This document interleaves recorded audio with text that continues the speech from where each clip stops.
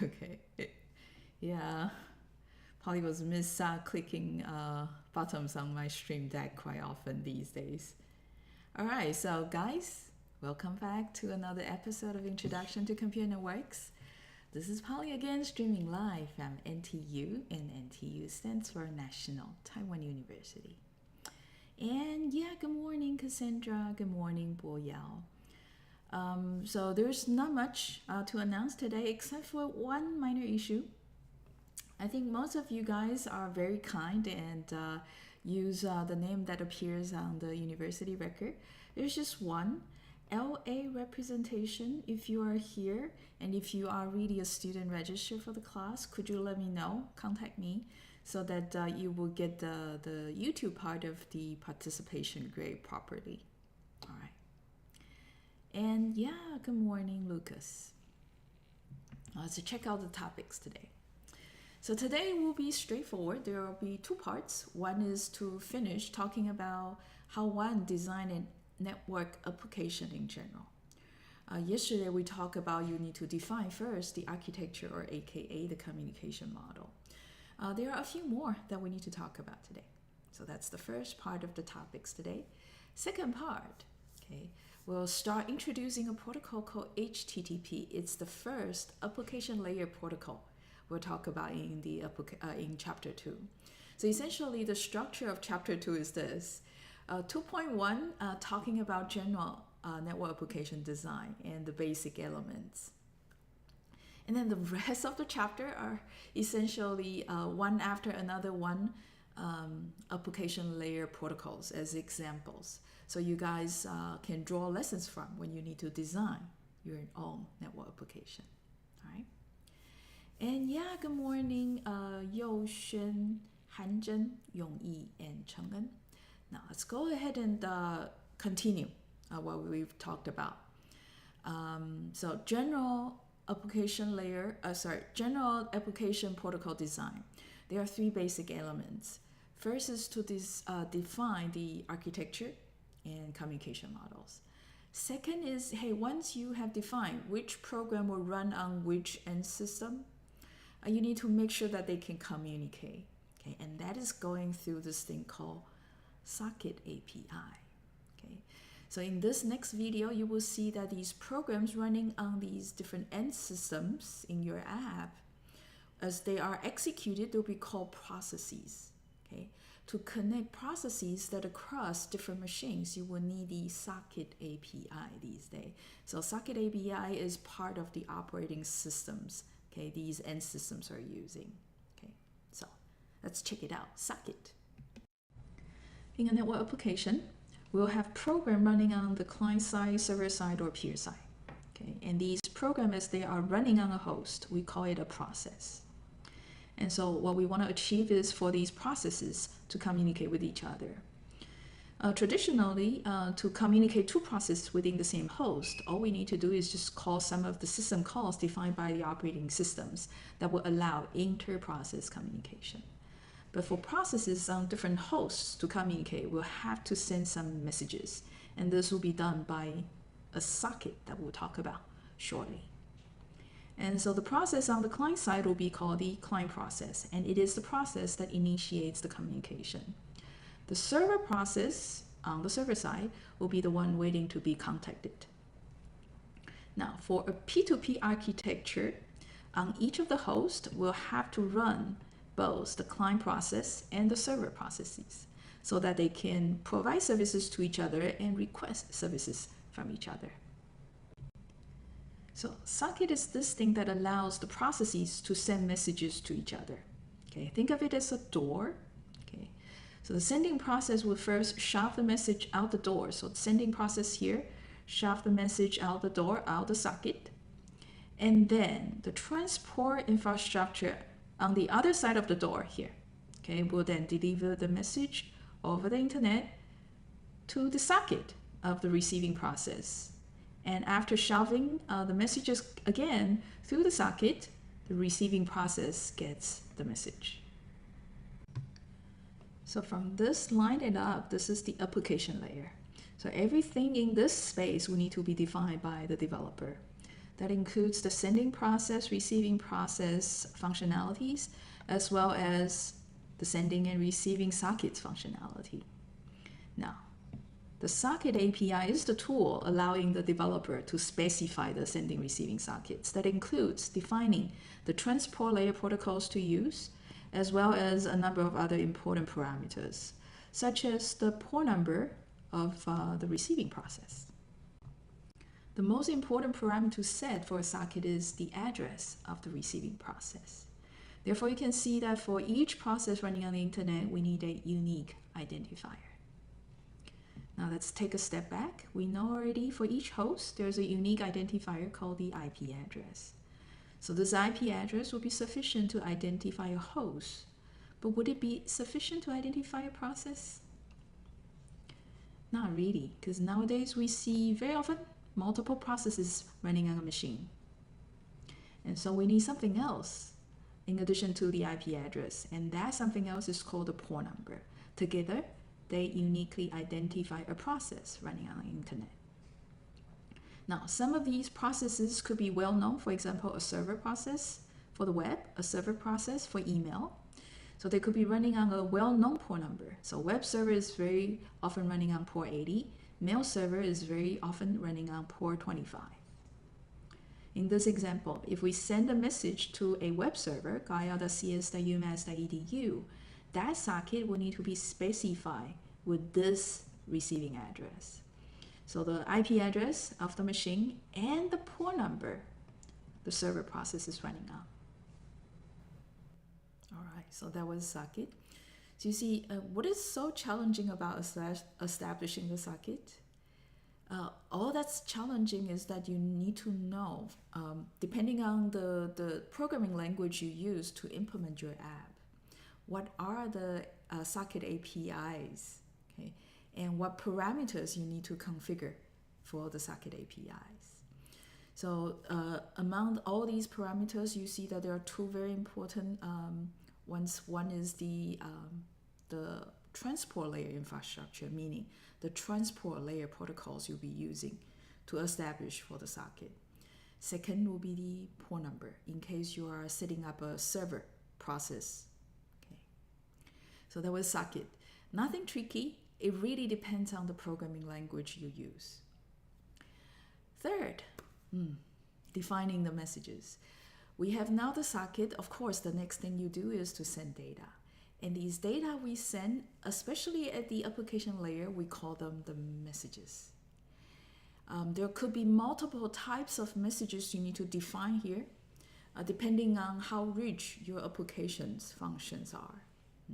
So types of messages, and in each type of message, you might need to define specific fields to communicate specific information required for the other end, okay, of your application to respond.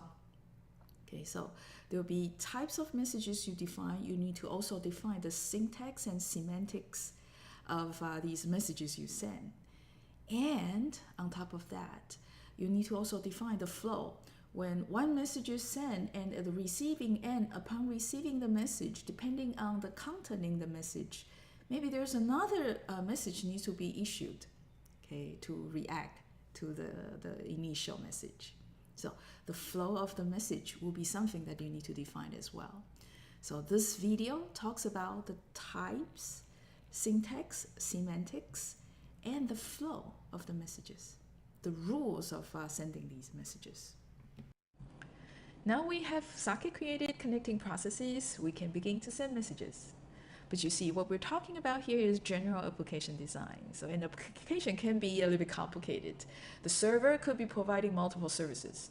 So how do we know, right? When the server receiving a message, the client is asking for service 1 or service 2 or service K.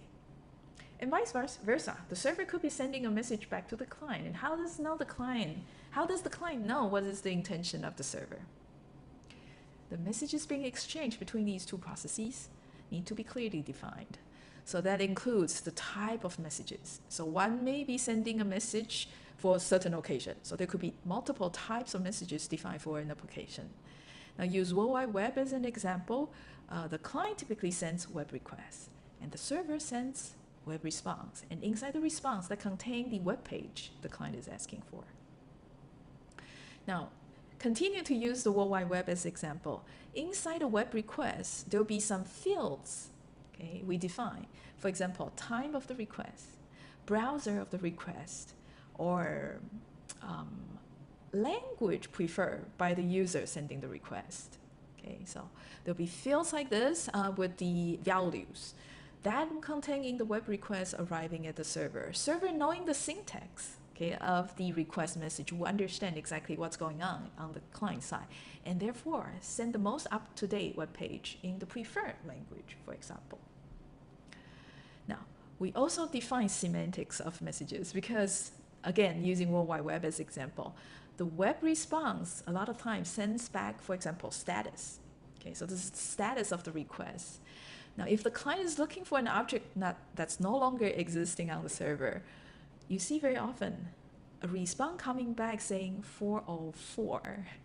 Yeah, what that meant is object not found. The web page is not found. So 404, that status comes with a meaning. Okay, so we define also the semantic of some of these code words. Now, this is really nice to send code words because you use few number of bits instead of sending longer English strings. Okay, so meaning of the information in the fields. Now, of course, right, this is almost like defining a language.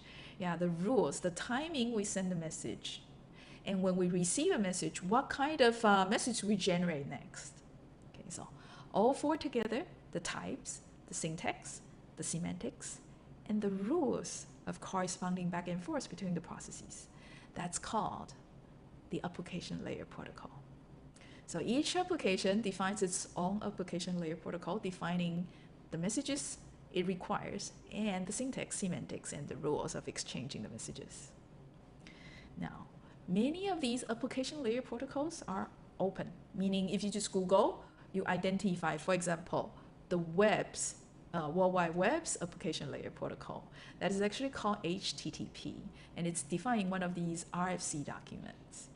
So these protocols are open such that if I want to come up with my own browser, because I know, hey, HTTP request, what the format should be like, the syntax, semantics, and rules, then I can write a browser such that it behaves just like the other browsers following the same RFC document. Same for email. Okay, so these open protocols are nice out there because each one of us can develop independently a new web browser, a new email reader, a new web server, a new email server.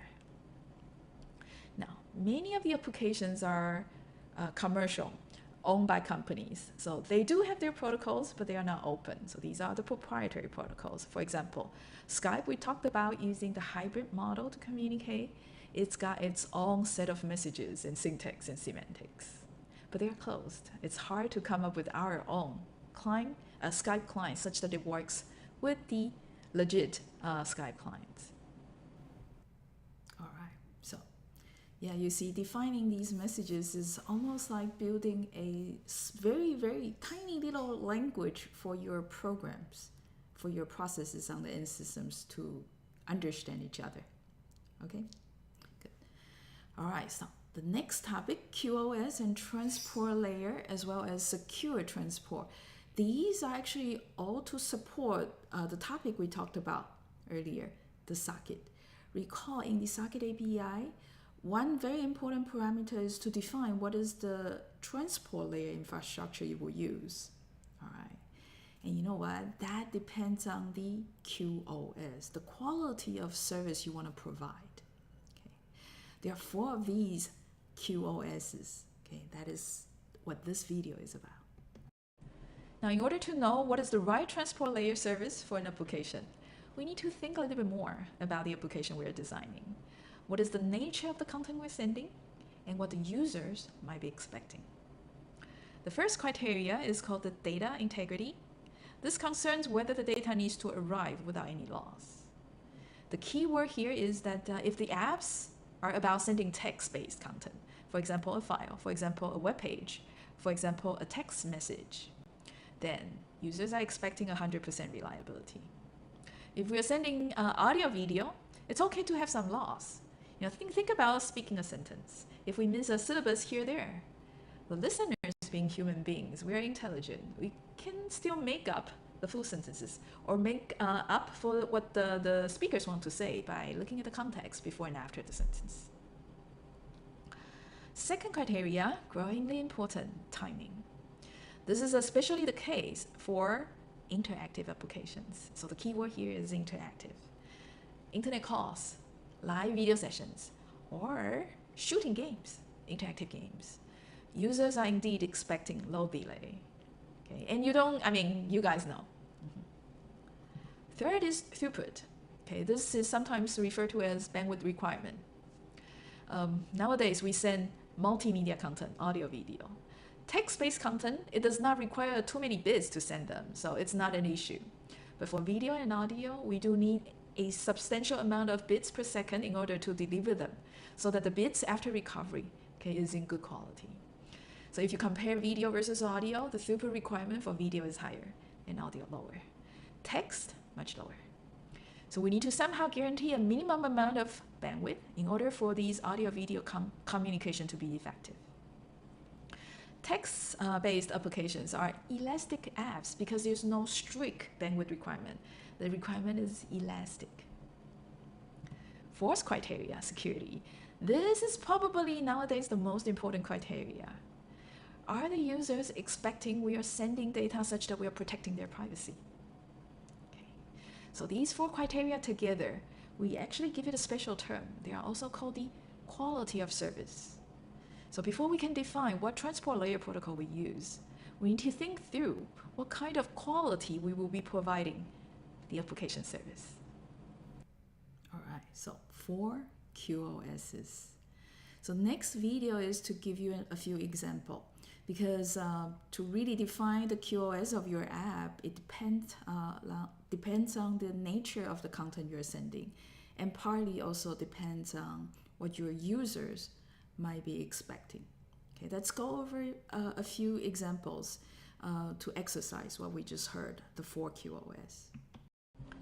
Let's go over a few common applications and see if we could sort out their quality of service requirements, or in short, QoS requirements. First application, file transfer. Transferring files are static objects, most of them text-based. Therefore, in terms of data integrity, we demand 100% reliability. File transfers, we do not expect they arrive in a few seconds. Okay, so it's not delay sensitive. As a result, there's no strict bandwidth requirement. Therefore, the throughput part of the QoS, elastic. You can probably imagine email and web objects. These are transferring also files, email files, transferring web pages. Okay, web page files. Therefore, the QoS requirements very similar. The second application here is real-time audio video. So, first of all, the nature of content, audio video, different from text. Therefore, keyword, non-text, it can be delay tolerant. Okay. Another is it's real-time. That means it's interactive. That's another keyword, which means we do have delay requirement. And for real-time, that's showing the audio, video that's happening right now. So the delay needs to be less than hundreds of milliseconds. So you feel like it's happening right now. Audio, video, now there's time sensitivity. Therefore, we need to maintain minimum bandwidth. So there's a bandwidth requirement. And the requirement for audio, lower, video, higher. These days, some users might actually expect even higher bandwidth for video. Now, can you think and push a little bit and see if you know the QoS requirement for stored audio video? Well, first of all, keyword, audio, video, non-text. Therefore, you can probably guess data loss here is loss tolerant. What about the delay requirement for stored audio video? It should still be some requirement, but probably not as strict as the real-time audio video. And you're right. Delay can be a little bit longer. But given that there's delay requirement, the throughput is still hard. We still need to make sure that there's a minimum amount of bandwidth available. And audio video, the bandwidth requirements are because of the nature of the content. So it will be the same. Audio, 5 kilobits per second to a megabits per second. Video, 10 kilobits per second to 5 megabits per second. Now, what about this one? Yeah, interactive. The key word is similar to the real-time nature of this application, isn't it? Except that this is now game data. So you can imagine, oh, delay requirement here, just as strict as real-time audio video. Is it loss tolerant? It's a little bit tricky, isn't it? What about throughput? If there's delay requirement, then there's usually a throughput requirement, but it should not be as high as video or even audio. So here, just a few kilobits per second. Game, this part is debatable. For some games, for example, shooting game, some of the players would argue, I want no packet loss. Okay? But for most of the interactive games, it's okay to have some loss. Okay? And then the users, the players, can try to repeat actions to make it up. What about text messaging? Keyword text, so no loss, obviously. Throughput? Yeah, it depends a little bit on the delay sensitivity, isn't it? And text messaging these days, yeah, it's also debatable whether it's time sensitive. Some would say yes, some would say no. Okay. But you see also that the delay we experience in text messaging, most of them are probably thinking delay, not network delay. Okay. Yeah, so the traditional text, you see that it's not good to have loss.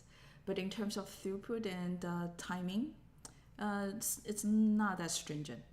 Okay. For traditional audio video, it's okay to have some loss, but you do want higher bandwidth, right? And there are timing sensitive.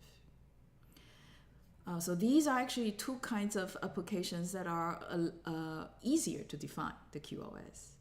But then recent years, we have games, messagings, and other kinds of applications, okay, showing up. Then it can be a little bit harder, right, to define the QoS. So interactive games, instant messaging, yeah, time sensitive or not, loss tolerant or not, debatable. And it sometimes depends on the kind of game you're designing for the interactive gaming. Okay, so you get an idea. So QoS, for certain apps, easier to define. For certain apps, not that easy. Okay, so you can probably imagine what quiz A coming up is for. Okay, now the next topic here before quiz A is to talk about the transport layer infrastructures you have as options to choose. After you define QoS, next is to choose the right protocol there at the transport layer. So this next video introduces TCP and UDP, the two obvious options. So you've heard about these two terms probably 2, 3, 4 times. This is the video finally giving you an overview of the two protocols. In order to find out what is the right transport layer protocol for an application, we also need to know what the options are. We do have two, TCP and UDP. TCP is the one more elaborated. UDP is very primitive. Let's focus on TCP here. The reason it's more elaborated is because it provides reliable transport. Think, a sending process and the receiving process. If we connect the two of them using a TCP at transport layer, data will always come to the receiver 100% correct. There's not going to be error. There's not going to be lost packets. How do we do that? Well, let's talk about that in chapter 3. In fact, that's the main content in chapter 3. For now, keep in mind, TCP provides reliable transport, no data loss. Second, TCP also does flow control between sending process and receiving process. The sending process here is checking whether the receiving process is busy or not. In case it's busy, the buffer gets full because data comes to the receiver and gets buffered temporarily here. If the receiving process is a little bit busy, the speed that we extract the data out to the application could be slow, so buffer builds up. If the sending process is sending data too fast, those data arriving to a full queue, full buffer, data get lost. If TCP is doing all it can to try to recover from loss, it doesn't make sense that sending process is sending data too fast to create data loss. So, flow control, some sort of communication going on between the receiving process and the sending process so that the sending process will slow down. Congestion control, it's a little bit similar to flow control, but it's between all these other routers in the middle of the path from the sending process to the receiving process, in case any of the buffers, okay, in the middle on the internet is close to full. Sending process slows down. If the buffer is no longer full, packets can go smoothly, speed also comes back up. Okay, so that is called congestion control in TCP. This, in fact, is also one of the main content that we'll talk about in chapter 3. So for now, just keep in mind, TCP does reliable transport, flow control, congestion control. TCP, however, does not do this. Timing guarantee, minimum throughput guarantee, security guarantee. So the other 3 QoS requirements we talked about, TCP does not provide. The only QoS guarantee it provides is reliable transport. So this is TCP. Now there's one more feature about TCP. It's called connection oriented. To set up a TCP connection at the transport layer, the sender and receiving process also do some sort of control message exchange to set up a connection. So this part of internet, although it's a packet switching network, but the behavior is a little bit like the circuit switch network. And there's a reason for it. Okay? This is so that we have more communication, so we could recover from errors. UDP, it does not do reliable data transfer. There's nothing really going, no more communication between the sending process and the receiving process. Sending process is send, receiving process is receive. It does not provide flow control, congestion control, none of these timing, throughput, security guarantee either. There's no connection set up. So this is really the native packet switching network transport layer service model. Now you know, TCP essentially does nothing. You're right. The question is, why do we bother having UDP? Why don't we just use TCP? Yes, if you recall, among all these applications we've mentioned, text-based content, we prefer reliable transport. But is there other kind of content that reliability is not necessary? It's okay to have some loss. Yes. Sending audio video is not necessary to have 100% reliability. So quite a few of these audio video multimedia services, multimedia applications, prefer using UDP as the transport layer service. There. Yeah, why UDP if it doesn't do anything? Tasha was right. Faster, because there's no connection set up. Recall in circuit switch network, right? It takes time to set up the call. So there's a delay already before you can send data. So again, it really depends on the nature of the content you're transmitting. For text, which requires no loss, obviously you can imagine TCP will work better. But for audio video, that, hey, it's okay to have some loss. But we do really want these audio video sent in a short delay, right? They are time sensitive, so UDP is preferred. All right, so let's also check out for these existing applications exactly which protocol they choose, TCP or UDP. Here, let's go over some common applications and see what transport layer protocol they pick. Email, well, in fact, remote terminal access, remote logging, such as the terminal you're using to remote logging SSH to the PA server. Web downloads, file transfer, all these are what? Text-based, static objects. Reliability important, but it's elastic, no delay requirement. So, not surprising, you see them all using TCP. So these are just the specific protocol, okay? Each of the application is using. Email is the application. The application layer protocol is called SMTP, Simple Mail Transport Protocol. For World Wide Web, this is the application. The protocol supporting World Wide Web is HTTP. File transfer, the protocol, FTP, standing for File Transfer Protocol. Now, these two other applications, streaming multimedia such as Netflix or YouTube Live, audio video, reliability is no longer required. Therefore, you see, some streaming multimedia applications use UDP, but some stick to TCP. Internet telephony, Google Meet that we're using also on the side is one such internet telephony application. It's audio video as well. So UDP, And sometimes some of these internet call services are TCP.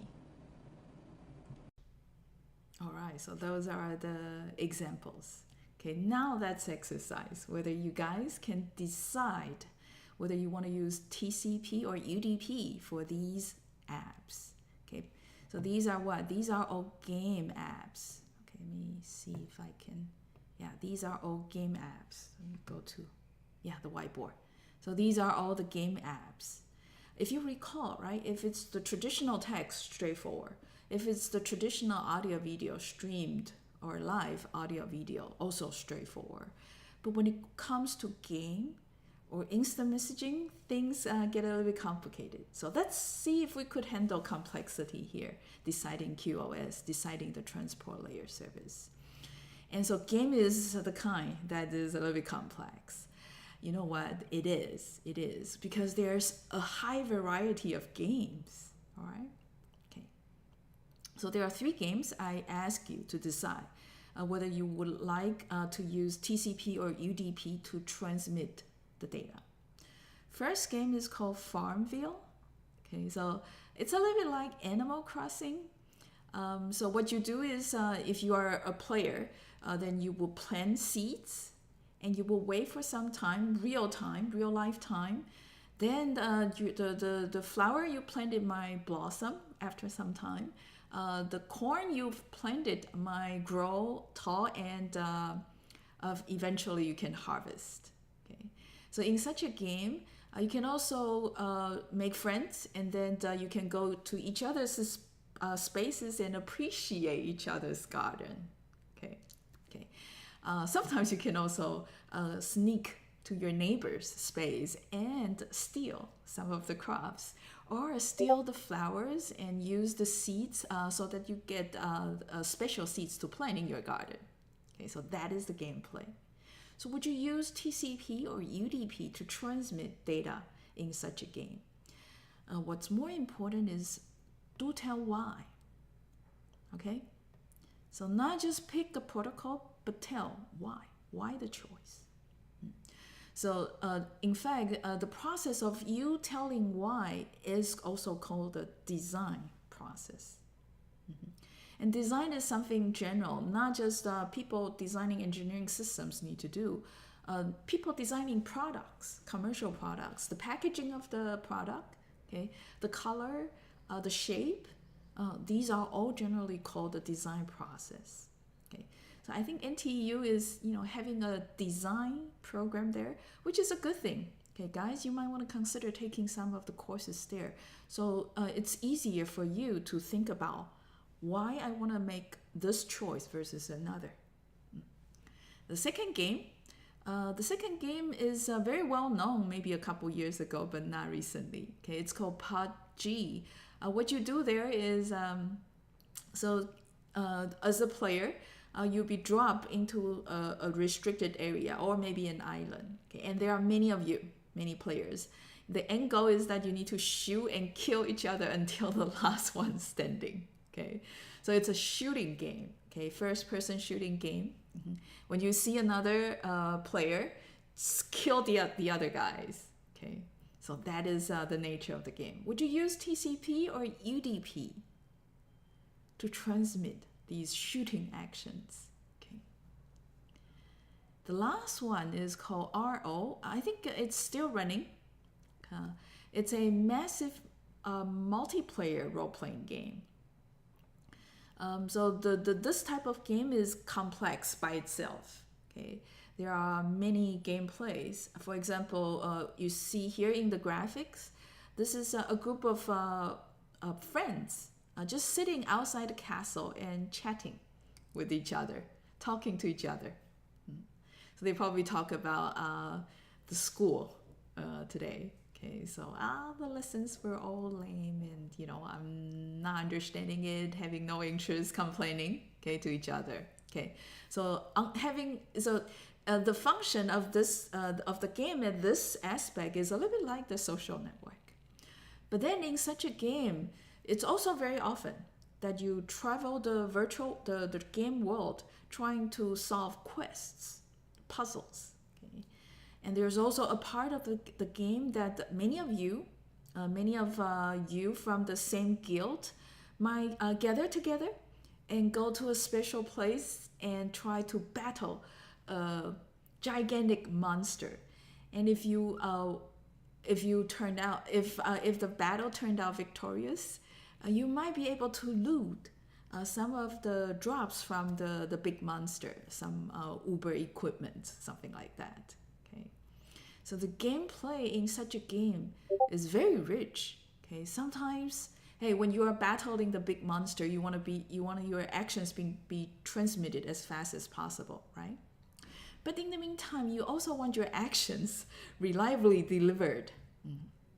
And if it's just chatting, right, it's almost like instant messaging, isn't it? If it's just, traveling the world, missing a step might not matter all that much. All right, so hey, obviously this quiz, number 8, is a open-ended quiz. All right, so I'll be taking thoughtful solutions for bonus. And you guys will be given a lot of time to discuss, debate. All right, so gather your teammates.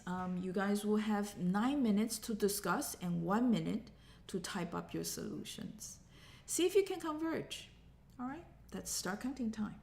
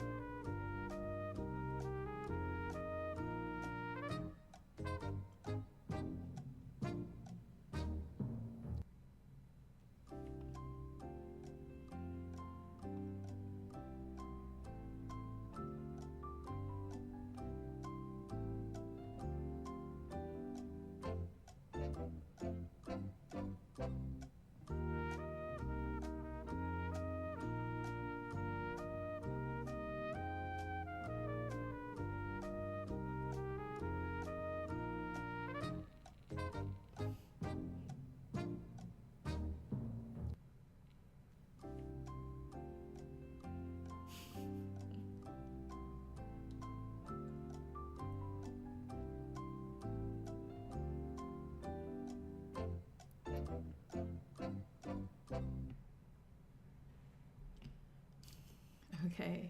I guess you guys are slowly converging.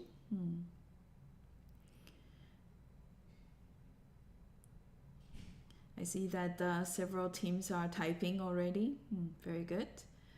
It looks like you don't need all that much time.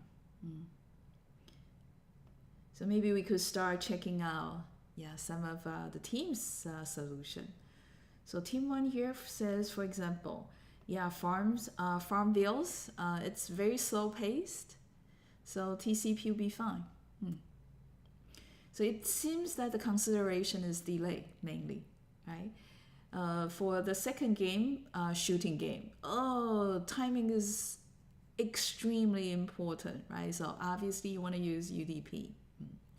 And a lot of time in shooting game, if you fire and there's nothing happened, you just keep firing, right? So in a way that the human reaction is natural in that it makes up for accidental loss. For RO, team one say UDP for those actions. For action-oriented scenarios or action-oriented gameplay, UDP. For example, battling a big mob. But otherwise, if it's just chatting or shopping in the market, TCP. Because reliability then is a little bit more important than delay.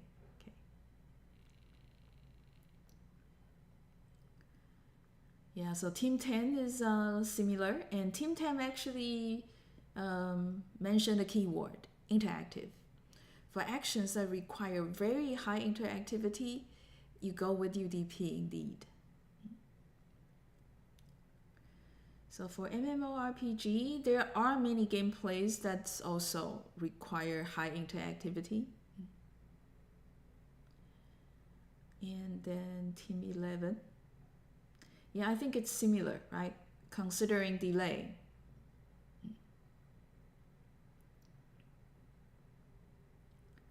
UDP seems to be the key transport layer protocol. I think Team 17 is going, the same kind of design process, right? Oh, okay. There's like a conclusion or finding. If the game pace is slow,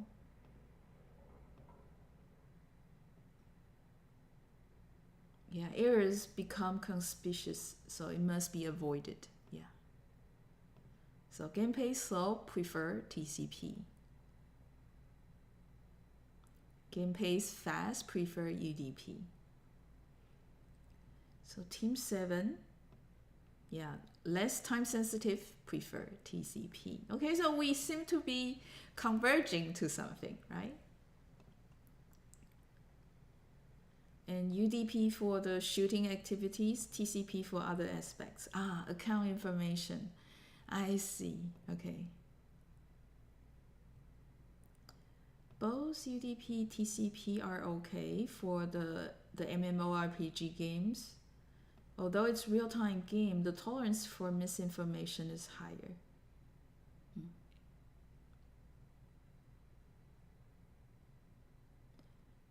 All right, let's see. Team 8, similar. Farmville, TCP, PUBG, UDP, RO, UDP.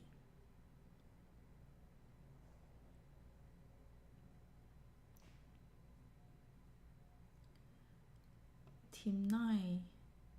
Yeah, so it seems that it's quite unanimous for Farmville, TCP. For PUBG, definitely UDP, but for important account information, you don't want information loss. So for RO, then we see the opinions are a little bit more diverse. Some say UDP preferred, some say either one. So for text, TCP. For battling, UDP. So guys, Team 9, very insightful. In a game, you can actually set up 2 connections one connection running TCP, another running UDP, and depending on the type of the game played it is, you use different channels to send data.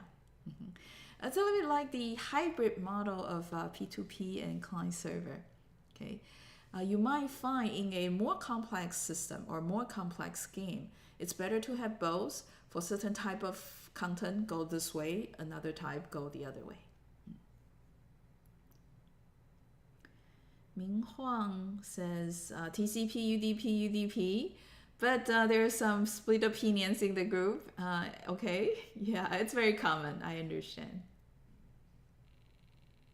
Yeah, so fighting boss, you don't want to, yeah, you want it to be quick. Because those big boss are very powerful. They could suddenly wipe out, okay, the whole guild. Okay. So timing is important. But then you also want all the actions take place. So it's a bit tricky. Okay, so Team 6, dare to differ. TCP only. Text like transfer exist. Okay, so you want to also make sure that your Uber equipment stay, okay, and not suddenly disappear. Okay. Okay, TCP, Team 6. Okay. So maybe in these MMORPG games, it's not all that, timing is important, but it's probably not as sensitive as the shooting games. All right, great. Interactive and loss tolerant. And this is, Team 4, very careful, he thought through, okay. So you see, Team 4 here is demonstrating, thinking through the QoS requirements, and then deciding the protocols to use, okay. Jia Xun, perfect demonstration. Team 4, well done. Team 2, as usual, very thoughtful, Lucas. Okay, and guys, you know what? It's 11:10. Why don't we take a break and we'll come back to look at Team 2's answer. Okay, and I think there's a couple more teams, 13, 14, and 15, and 12. All right. So let's go over all these 5 teams' solutions. And you guys will get a better idea that in such a design process, you do want people with diverse opinions in the team. Because then you see things differently. And you consider things that other people don't consider. And so it will be more thoughtful and cover more cases. All right? So let's take a break. It's now 11:11. We'll resume 11:21. Okay, break time.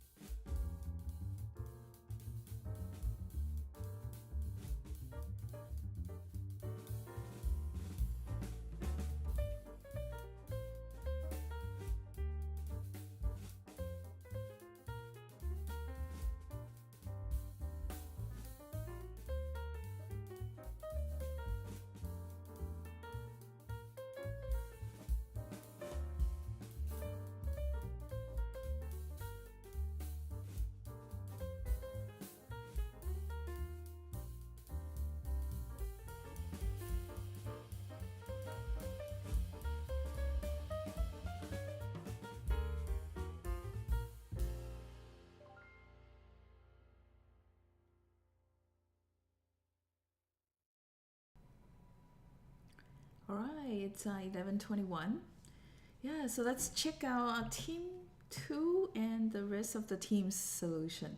So Team 2 solution, if you read it through, yeah, it's very carefully thought through. So for Farmville, okay, Team 2 thought that maybe the basic mode is UDP. After all, UDP overhead is lower, right? So if you can send data using UDP, then hey, do it. So the base mode is UDP.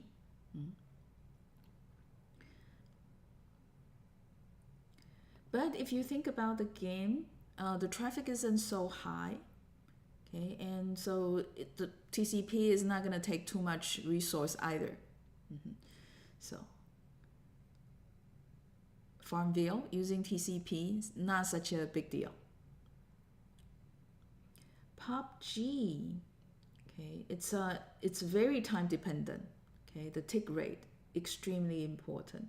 So obviously UDP, okay, plus some sort of redundancy mechanism, okay, to ensure that if there's a loss, it can be recovered quickly. That will be the perfect solution.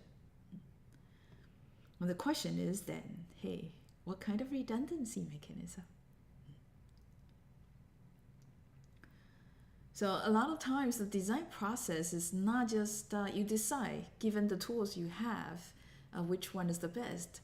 A lot of times what comes out of the design process will be, maybe we should design a new tool. So that's what Team 2 kind of end up with, okay, in the end of designing which protocol should be used for PUBG. For RO, I see that the solution is more like, hey, if you have data that's not that time dependent, but does require reliability, let's go the TCP connection. For the rest, for example, fighting and looting, very time sensitive, UDP. So hey, I think by Team 2 solution, it seems quite clear for RO, for systems that is complex, for games complex, application complex, you might want to keep two connections, one connection for one type of data, another connection for another type of data, right? And maybe for PUBG as well, because account information does require reliability. So for systems that you have very, very time sensitive play versus reliability sensitive play, then you separate the track of data transfer. All right, so Team 13, similar, right? TCP.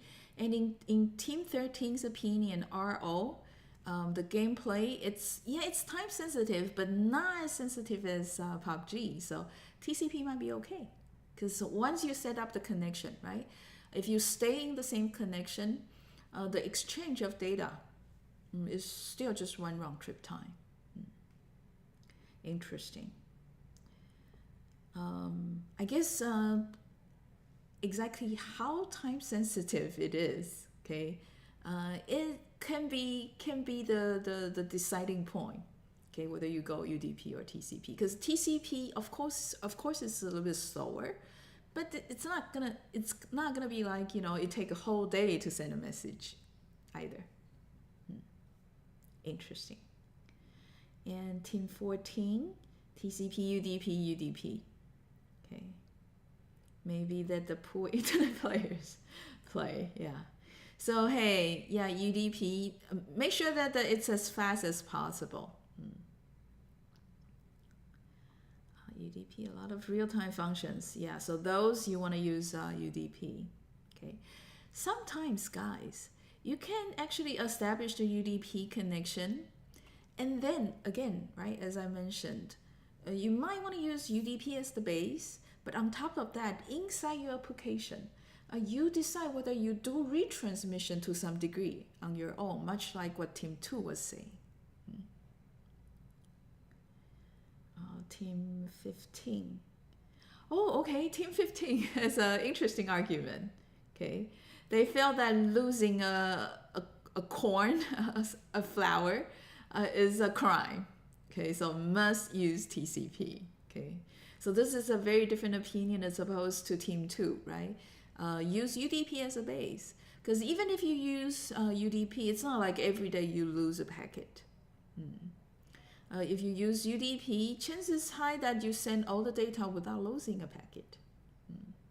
So it's also a spectrum, not exactly black or white.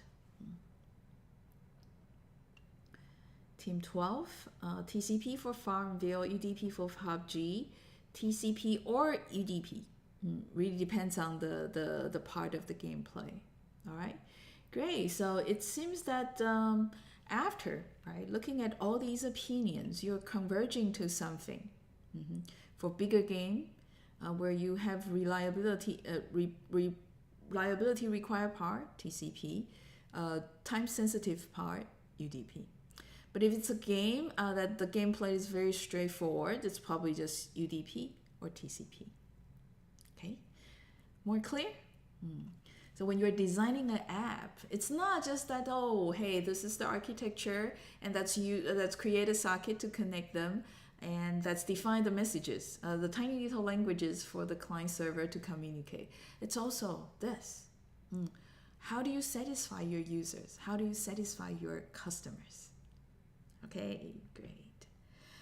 So that's a very good discussion there, and I'm pretty sure that you understand very well QoS, and choosing the underlying layers mechanism can sometimes very critical, okay, addressing the user need. Now, last topic in the first part of the topics today. Hey, by the way, TCP, UDP, none of these provide security functions. But didn't we say that security is one of the QoS? What if you are designing an app that security is very important? Customer privacy, customer data confidentiality, very important. Do we have any options? Yes, we do, but it's actually more an application layer option. That is called SSL, and this video introduces SSL. All right, security TCP. This is the next topic.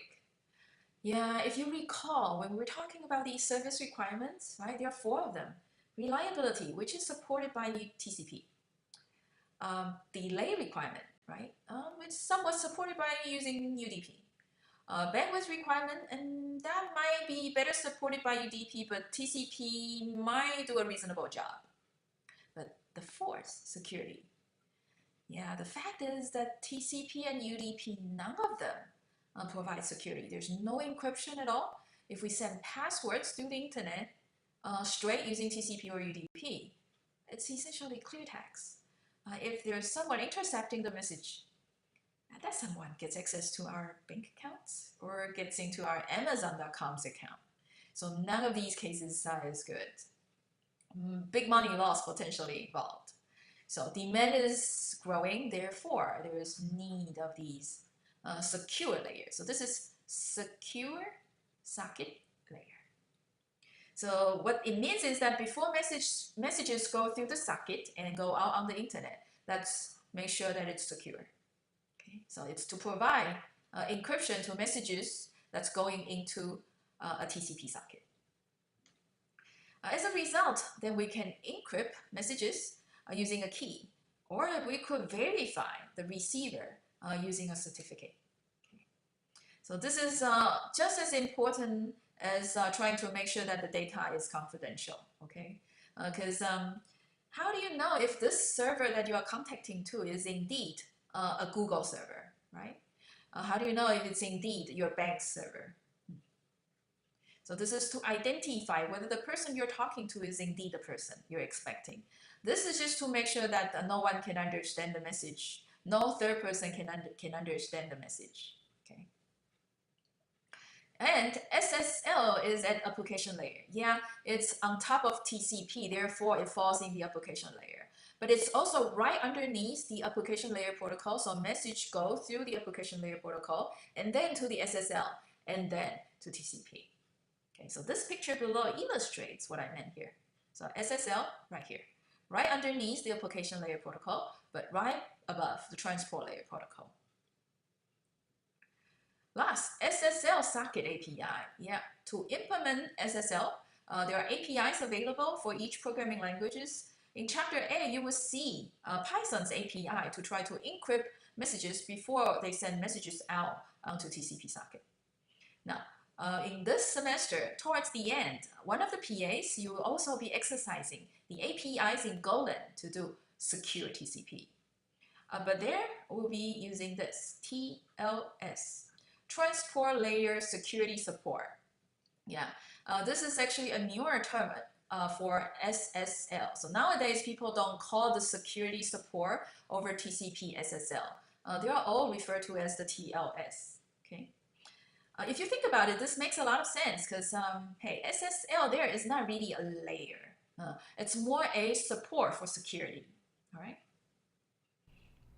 All right, and now the next video explains how TLS works.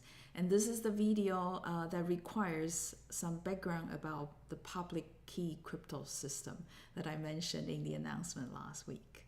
Okay, hope that you will be able to follow. TLS. Next, let's explain how TLS works. Before that, let me go back to the very fundamental computer security. How do you encrypt a message such that it can be kept as a secret? So the classic approach is the secret key mechanism. So what we do there is to generate a key, and we share the key with Bob and Alice. So when Alice has a message to send, use that key K, apply the encryption function, and it's going to generate something that's messy. So a third party in the middle here might intercept the message, but without knowing the key, it's not able to decrypt it. Bob, on the other hand, receiving the messy message, using the key, can restore the original message. Okay, so this is the classic secret key communication. Unfortunately, the secret key system will not work to implement TLS. If you think about it, we have one shared secret key. Let's say if Alice is the one generating the secret key. Alice is yet to send the secret key to Bob, isn't it? I mean, didn't we need TLS because we fear we send password in clear text to the other end? So Alice here is sending the shared secret key in clear text to Bob. Same problem. Yeah, so we do have a bootstrap problem with the secret key. Now, to address that problem, we use this other system on top of secret key. It's called the public key system. So instead of using one shared key, public key system generates a key pair. One is called the private key, the other is called the public key. All right, so the receiver of the secret message is over here. Sender of the secret message is on the other side. What the sender does is to plug the message she wants to send, and then encrypt it with the receiver's public key. Yeah, the reason that it's called the public key is exactly because R is going to give out that key to the public, including the sender here. So this is going to scramble the origin. So this function is essentially scrambling the original bits here using this particular parameter.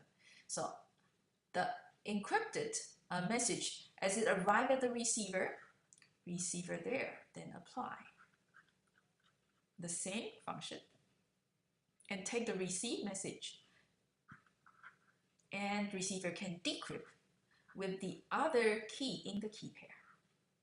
So this is going to give the original message back.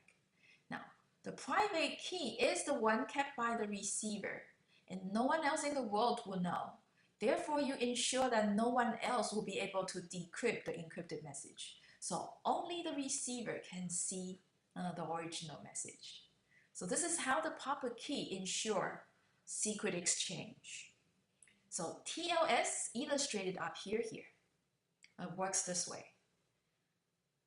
Alice here is a client requesting service from Bob here, a server.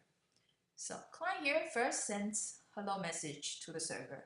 Server in response sends server's public key. So Alice here can then encrypt the shared secret that has been generated before using Bob's public key. So Bob's public key here. Then encrypted master key will arrive at the Bob side. And because Bob is the only one holding the Bob's private key, therefore Bob can restore the master key from EMS. And that's how Bob and Alice establishes the shared secret key. So in this case, you see, Alice is the one generating the secret key. And from then on, all the messages are encrypted using the master secret key. And that's how TLS worked. All right, so that's all of chapter 1. I'm sorry, all of chapter 2.1. Next, we'll talk about HTTP, the first application layer protocol. Now, this video is a little bit long, but it's very straightforward. Okay, so see if you can sit through it. 5.5 minutes. Web and HTTP. Let's do a quick review. Web is essentially a bunch of these web pages interconnected. So each web page consists of a number of objects. The base object is typically a HTML file. And then in each file embedded are several referenced objects. And these objects could be another HTML file, could be a JPEG image, could be an applet or a script or an audio file. Each object on the internet, on the web, is addressed by the URL. So this is an example of the URL. There are 3 parts: the host name, and the path, and the file name. Okay. And the HTTP protocol there to support the web application runs in the client-server model. So the client here are essentially the browsers. The browsers is essentially requesting for web objects and then in turn receiving web objects, of course, using the HTTP protocol. Now, another task the browser does is displaying the web objects. Just to clarify, passing of these messages and web object is the HTTP protocol's job, but displaying web object is actually something else's job. It's the HTML interpreter's job. Yeah, so HTML interpreter is not quite the HTTP protocol. So you see here, a browser, that program there, is a combination of the HTTP protocol client side and an HTML interpreter. So this interpreter is to interpret the HTML page because there are some markups around. Based on the markup, the interpreter will know how to display a web object so that it appears properly and nicely. Now the server, web server, very few of you guys have experience building your web server, I suppose. Yeah, so in this example we see Apache, I think is still the most used server, but this guy here is catching up, Nginx. Both of these servers are implemented using C and C++ socket. All right. So the web server implements server side of the HTTP protocol. So what it does is to receive requests and send back response. So that's the exact opposite of the client. It's to receive objects and send requests. So let's see the exchange. So this client up here, sending HTTP request and then receiving the HTTP response, and containing the HTTP response is the web object. Similarly, if it's a phone, yeah, Safari sending HTTP request and server sends back an object and Safari renders and displays the object. All right, so that's HTTP, Hypertext Transfer Protocol, HTTP. And HTTP runs on top of this transport layer protocol, TCP. And the whole process is actually this. First, tries to establish a TCP connection between the web server and the web client, and then sends the HTTP messages. So before the client and server sends HTTP messages, the client and the server sends TCP messages first. So starting from the client, initiating a TCP connection. Now, if this is a web server sitting on the default port, it's going to be port 80. And then server would accept the TCP connection, inform the client, and then client can begin sending the HTTP request. And the server sends back HTTP response. When everything is done, the TCP connection will be closed. Know that HTTP, as you see, very simple, request response. In fact, each of these requests is treated as brand new, it's very fresh. That means what the server is doing there is to not record anything about the client. So there's no information about the past client requests. Okay? And we call this type of a service a stateless service. So on the server side, there's no requirement of storing anything about the client. So this is really nice because the server does not require a lot of memory space for these information. All right. Yeah, protocols that maintain states can be complex. So this is the other extreme. You might need to maintain the past history, which can be long. And you might need to maintain history for multiple clients. How about that? That's a lot of burden in terms of a memory space requirement. And besides the service load, the memory requirement, what if the server and client each crash while the other continues to run? Then the states on the two sides might be inconsistent, and they will have to resolve the conflict somehow. That's the worst, right? So should you trust the client or should you trust the server? This is one of the classic car problems, all right? All right, so that video was a little bit long.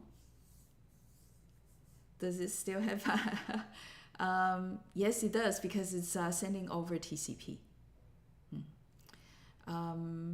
So key points of that long video. First, it's client server, request, response between the client and the server.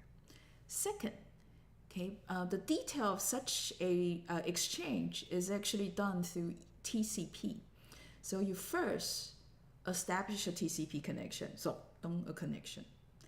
Request go, reply comes, TCP connection close. All right. So the full detail is connection first, request, reply, connection closed. But if you think about it, for just sending one request, getting one response, that seems to be the only way you can do it. What if you have multiple requests you want to send? Do you keep the connection without closing, send the second request, get the second response? Until all the requests are done, close the connection? Or, hey, connection, request, reply, close. Connection, request, reply, close. So obviously you can feel that, hey, the second approach seems to be a little bit wasteful, right? You wait another time to establish connection. Exactly. So HTTP has evolved over the time from generation, I think, 0.9 all the way to now 2 point something.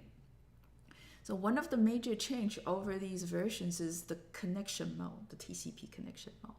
Do you keep the connection on or what? So this next video, very important. It concerns quiz number 9. Okay, so pay attention to it. HTTP connections. There are actually 3 flavors of HTTP connections: non-persistent HTTP, persistent HTTP, and third, persistent HTTP plus pipelining. All right, so let's start from the most basic, the oldest flavor, non-persistent HTTP. This is implemented in the pioneer versions of HTTP, let me call it that way. In that, you send one object per TCP connection. So the clients and the server sets up a TCP connection, and then you send one HTTP request, you get one web object, and then you close the connection right after that. So to download multiple objects, you need to create multiple connections one after another sequentially. Now in persistent HTTP, the main idea is, well, why do we keep opening TCP connections and closing them. Why don't we just reuse the TCP connection we have started in the first place? So in persistent HTTP, client and server establish the TCP connection, and then first web object exchange, second web object request and the object response exchange, and so on and so forth. So one single connection to send all the objects, all right? Now, the basic persistent HTTP mode works more like that. So you have one exchange to establish TCP connection. And then it's just object 1, and object 2, and then object 3, okay? But the thing is this. When we establish the TCP connection and sending out the first request for object 1, really, before the object 1 is being transmitted back, you see, client over here, it needs only this amount of time to send the request message, right? Client is immediately left idle right after that. So why don't we send the second object's request, the third object's request, and the fourth object's request subsequently and immediately? That way, you just need another exchange like this and, just a few more transmission time. Then we're done with everything. Unlike here, for each object, you need this much time, and the second object will wait this much time, and the third object waits even more time. Okay, so this here is the persistent HTTP plus pipelining. Nowadays, when people say persistent HTTP, the implication is that, hey, it's persistent HTTP with pipelining. And by the way, this is HTTP, the 0.9 version. And persistent HTTP without pipelining, that's the HTTP 1.0 version. And the one with the pipelining is the HTTP 1.1 version. All right. Now let's go through the animation for the very standard non-persistent HTTP protocol's behavior. Let's suppose we are looking for this object here. So the URL contains the host name, the path, and the file name. And let's see that this base file here contains 10 reference objects. So there are 10 images embedded. Step number 1, the TCP establishment. Client here initiates connection request. Server sitting at this location at port 80 will accept the connection and then send back a, sure, open it message. Second exchange is the client sending the request message. All right, so in the message, embedded is the URL. All right. So that's going to go through the socket, and URL right there in the message. Server will receive the message and sees the URL, finds the path, finds the file name, and therefore extracting content and generate the response message. And that response message is shoved again through the socket back to the client. Now, immediately after the response is sent, the server closes the TCP connection. HTTP client here receives the response, parse the HTML file and displays it. And in that process, it's discovered that there are 10 more reference objects to download. And the client then will repeat step 1 to 5 again and again and again, 10 times until all 10 objects are downloaded. All right, so different connection modes. All right. Now, next video, let's calculate the total delay to get all these objects downloaded. Okay, so this video, very important, calculating the so-called response time.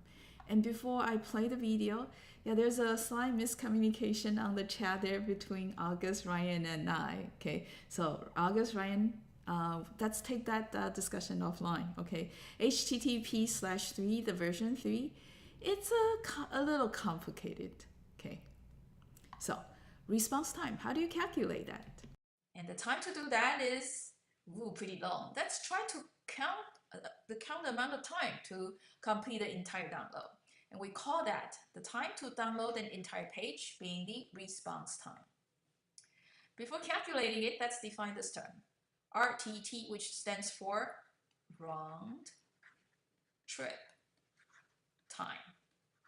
It is the time for a small packet goes out to the other end and comes back, out and back. So it's a round trip in a sense. So client over here, server code over here, to initiate a TCP connection, the connection request go. connection established, granted messages come, that's 1 round trip time, right?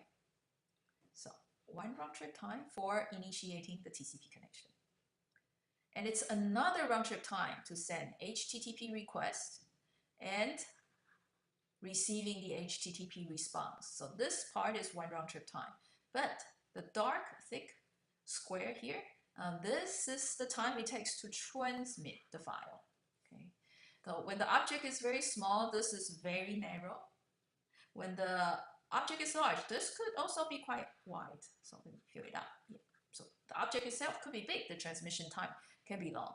So the shadow part is the file transmission time. So the response time to download just one object using non-persistent HTTP is 2 round trip time. 1 here, 2 here, and then the file transmission time. Now we can try to account the response time for that page we were loading, the something.edu, the object there. So we have the base and then 10 more objects. So altogether 11 objects. If we're running the non-persistent HTTP connection, then we have 2 round trip time plus the transmission time for object number 1, the base object. For each of the 10 objects, we do more. Okay, so the transmission time might vary a little bit from object to object, but round trip times remain the same. Right, so there are 10 of these. So 22 round trip time. So 10 of these plus this one over here, the base. And yeah, the sum of the TX. Okay, and depending on which object it is for all I. All right. Now, but for persistent HTTP, the server is going to leave the connection open after sending response. So subsequent HTTP messages between the client and server will be sent over the open connection. Client can send requests, as I said, right? Persistent HTTP without further clarification, it's the persistent HTTP with pipelining. So the client here will send all the 10 requests as soon as possible. Okay. So in the end, it's just 1 round trip time plus the transmission time of all these objects. So altogether, just 2 round trip time. First is to establish the connection. Second is to download the first object.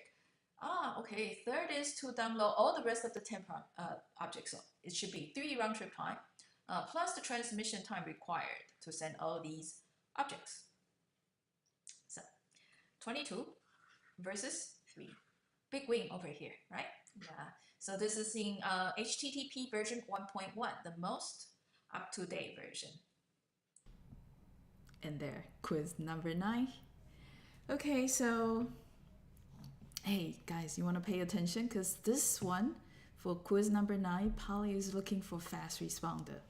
Okay, so the question is, can you tell the time in unit of RTT to download a web page that has a base HTML and 4 reference objects? So guys, you need to download the base before you know the URLs for the 4 reference objects so that you can fetch the 4 reference objects, all right? And that's ignore the transmission time. So you just need to tell me how much time it's going to take if you're using non-persistent HTTP to get the whole page down. What about persistent HTTP? So this is the version with pipelining. And so what about persistent HTTP without pipelining? Okay, so this is after getting the TCP connection, getting the base object. You cannot pipeline the request of the 4 reference object. You need to go one by one.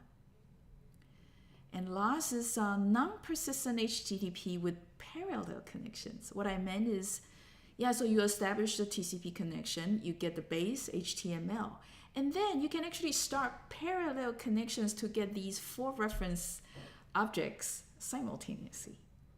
Okay, so Q1, Q2, Q3, and Q4, what will be the response time in terms of RTT? Let's go to the score space. Guys, 3 minutes and 1 minute to type up your solution. That's start counting time. Faster gets bonus.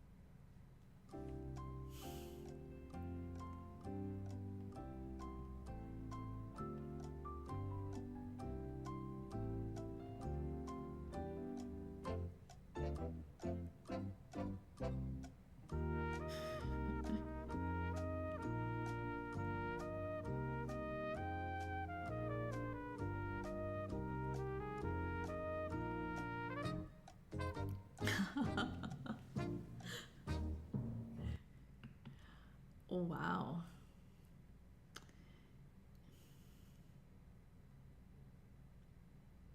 We have a winner already. This is amazing. Okay, I guess you paid attention to the video. That's very good. Hmm.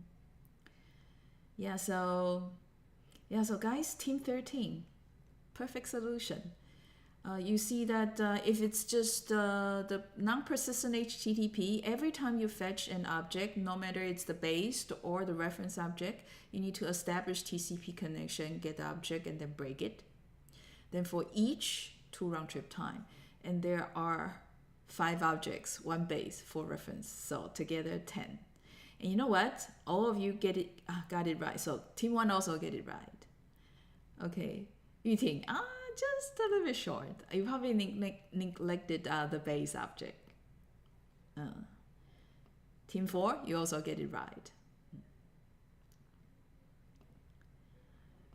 For Q2, it's the persistent HTTP, and the calculation is exactly like what I showed in the video. It's because pipelining 5 objects, 10 objects, or 3 objects, or 4 reference objects, the same, just 1 round trip time, right? So it's still 3 round trip time. So team 13 here has 1 round trip time for the TCP connection, 1 round trip time to get the base, and 1 round trip time to get all the reference objects. Very good. And for Q3, it's the persistent HTTP without pipelining. So 1 round trip time to establish TCP connection, and 1 round trip time to get the base. And then there are 4 reference objects. They will be downloaded one after another, and that will be 4 round trip time. So together 6. And I thought that Q4 would be tricky, but you guys did relatively well. Okay, so Q4 is after establishing TCP connection, get the based object. That's 2 round trip time already, right? And then you need to go get 4 more reference objects. And to get these 4 more reference objects, this is non-persistent, meaning for each object, you need to establish a TCP connection and then get the object. So these 4 additional objects, even though they can go parallel, you still need 2 round trip time to get the object. But they can be done in parallel, so altogether still 2 round trip time. So altogether 4 round trip times. Okay, so team 13, congrats. Yeah, so I think the common mistake is for the second, for A2. Because you can pipeline a request of the reference object, so it's done in 1 round trip. So team 17 also get it right eventually. 10, 3, 6, 4. Okay, guys, so now you see, typing up a number, it's a little bit hard to tell whether you really get it, but showing the derivation makes a lot more sense, and you will see, we see also where you get things wrong. Okay, so this I know that team 9 gets it right. Very good. Very good.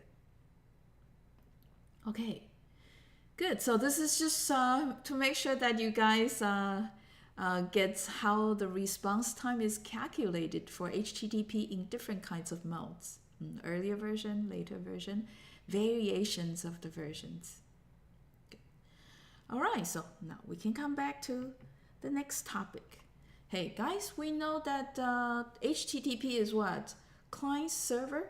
The architecture is client server. You send client sends request, server sends response. We also know that it's based on it's running on top of TCP, so it's a TCP socket. What is the next thing we need to learn? Yeah, the messages. What are the types of messages and the syntax of the messages? Okay, defined for HTTP. And you know what? There are 2 types: the request message and the response message. And so the next set of videos is about the request messages. Okay, first is a shorter video to give you an example how the request message looks like. Let's take a closer look at the syntax of HTTP request message. First is the request line. It's only a single line, 3 tokens, separated by 2 spaces, one over here and one over here. First token indicates the command the client is issuing to the server. So get here is the most classic command. Second token here indicates which object the client is wishing to download. So here you see the path and the file name of the object. Third token is very straightforward. It's simply telling the server the version of the HTTP protocol the client is implementing. Now, header lines. Syntax is also quite straightforward. Column in the middle. Before the column, this is called the attribute or the field name. And whatever comes after the column is the value of the attribute or the value of the field name. All right, so user agent is a well-defined attribute in HTTP. It indicates what implementation the browser is and the version of it. So user agent indicating the meaning being user is using a browsing agent called Firefox, and it's version 3.6.10 of Firefox. Okay, similarly, okay, keep alive also a predefined attribute. And the value 115 is saying that let's keep the connection alive for 115 seconds if there are no messages being sent. Connection indicates the type of connection the client is wishing to establish. It's the keep alive kind of connection. And so you see the syntax and a little bit of semantics of HTTP requests. All right, so that should set the stage for the general format of the request. Next, the general format. Okay, now with that introduction, with a specific example of HTTP request, so this will be slightly easier. You see here, first is the request line. And then we get a whole bunch of these header lines, and it ends with what? CRLF. Okay, in fact, at the end of every line, CRLF. Okay. And in the request line, we have 3 components: the method, the argument for the method, and the version. Okay. Some comments might not contain the second component. All right. And you see here, for each header line, we see what? Pair of attribute name and value. So in the slide, we see this is the header field name. So those attributes are sometimes also called the fields, the field names. So attribute value or field name value. Good. So lots of these. Okay. And hey, this is the thing that we did not see in the previous example. Yeah. Occasionally, you do need to have a body in the HTTP request message. And this is what, if you recall, the post command. We're sometimes posting content, posting data onto the server. So those data, those information to be communicated from the client and to be registered at the server will be here in the entity body. So real data generated by the user is here. Okay. So officially, in general form, the HTTP request comes in 3 parts: request line, header lines, and body. But for most of the HTTP requests, there are just 2 parts: the request line and the header lines. Now, let me add a little bit more. First, the post method. You've heard me. There are sometimes web pages that you need to fill forms, okay? Input names, usernames, potential passwords. Okay, those input are uploaded to the server in the entity body. There's another way of doing that recently. Okay, it's called the URL method instead of the post method. What you do there is, hey, you could be clicking just buttons, okay, a certain link, in fact. What the browser does there behind the scene is more like this, okay? Requesting to the server, all right, okay, but it's actually sending a phrase like this. Instead of a file name with a path, okay, so instead of having a path something, and then something.html, so it's a very weird form of HTTP request, okay? While we know this is more classical, but these days we see this more.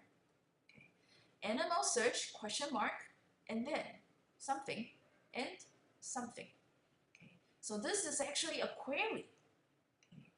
unlike request sounds more like requesting for a service, requesting for a file, for an object. But clients often query the server for a service. Okay, for example, look up a database. Exactly. So in a way, the World Wide Web is evolving from a huge hard disk, a global distributed hard disk, to a global distributed database. Okay, so in the HTTP request there, we are actually sending a query. This is the name of the query. And this is the input to the query. So this query obviously contains two arguments in order to execute, for the server to execute. All right. It's using the get method instead of the post method earlier. So this type of a service request is using the get method, but in HTTP request message. And the input is exactly in the URL field in the request line. Okay, and it's this way. Yeah, the query name and then the arguments for the query. All right. All right, so you see the general format, and get is just one of the methods. There are also a variety of other methods. Okay, and you know what? That video takes us to the last quiz today. Okay, so this one is also straightforward, much like quiz 9. Polly will be also taking the fast responders for bonus. All right, so let me explain what the quiz is about.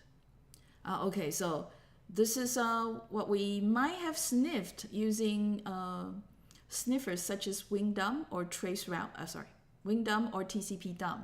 Okay, so this is a request message that we intercepted, and we see the content. Oh, it's get, right? And then something, and then the HTTP version 1.1, and then attribute value pairs, and there are many of these pairs, and then character return and line feed, and then no data below. So obviously a request message. Good. Q1 ask, what is the URL of the document requested? And why do you think that is the URL? Q2 ask, is this a non-persistent or persistent connection? Okay, the user is using. And how do you tell?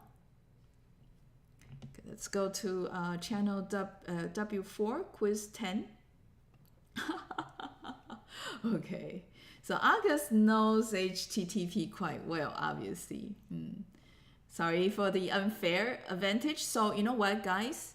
Top 3 fast responses gets bonus. All right. So guys, you have only 1 minute to think about it and type things up. Okay.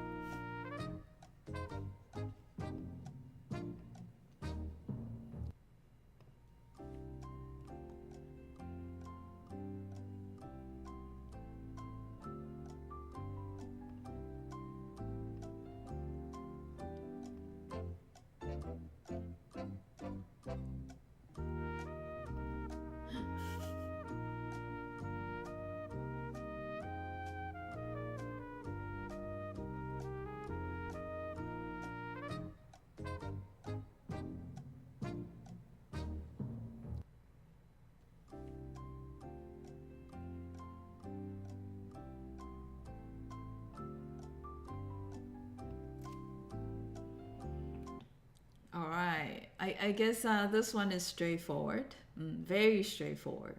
Okay. So URL contains the server name and the path to the document being asked. So obviously team 1's answer perfect. And this is a persistent connection HTTP because there's a keyword, keep alive, right, for the connection type. Yeah, so you guys get it. But Aslam, careful, because you're missing the server host name. Okay. Junhuan team 9, perfect. Okay, you guys are second. Okay, the second one. Ah, okay. So Team 13 also edited. Yeah, so Noi was originally missing the pass. Okay, so Team 10 is the third. Actually, I see being correct. Okay, good. But you know what? 13 and 5, you have passed the quiz as well. Good. And guys, this is all the time we have. I understand that many of you are typing. By the way, there might be more quizzes like this being left towards the end of the lecture. Today, because the quiz is so short, we still went through it. It might happen also in the future lectures. Towards the end of the class, we have take-home quizzes. Okay, so in case we don't have time to go over all teams' solution, then we'll have a take-home quiz. And those are usually for quizzes that are lighter and the answers are straightforward. Good. So, guys, that's all for today. And next week, we'll try to introduce the other message type, the response time. It's not more complicated than the request type. Okay. With that said, I say goodbye. See you next week. Yeah, and the number of quizzes you need to complete this week is just 4 of them. Okay, so we spend a little bit more time for quiz 8, but I thought it's important. Okay, guys, bye.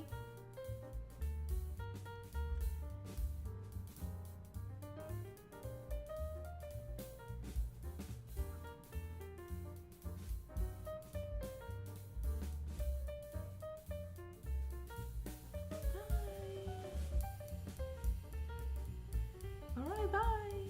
Hey, Idris. Bye. All right. Bye, Matthew. All right.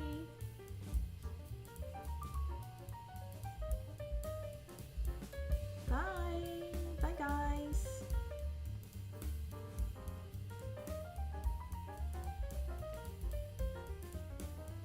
Bye, 周勋 and Yuting.